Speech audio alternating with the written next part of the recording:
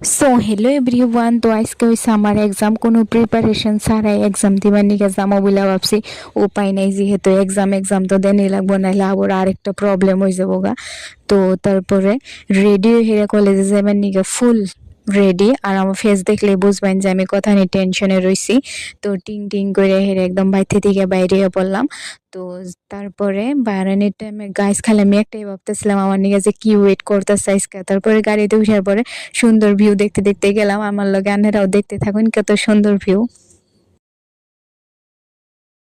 So guys, তারপরে college পাওয়ার পরে মনটা খালি ধুক ধুক করতেছে কি যে হবো আজকে এক্সামে। তো এক্সাম মোটামুটি যেমনই হোক ভালোই হয়েছে। তো তারপরে আমি আর আমার ফ্রেন্ড মিলে পার্লারে গেছিলাম। জানোনি তো, গার্লসের কোনো একটা ইস্যু থাকলেই পার্লার ছাড়া কাম হয় না। হেয়ার স্পা কত কি দরকার না, খালি সেরিরাই জানে। তো তারপরে বাইতে পড়লাম। তারপরে ভাবলাম যে আজকে এক্সাম দিলাম, তো ওই হিসাবে একটা শেক খেয়ে নিই। So thank you for watching, by.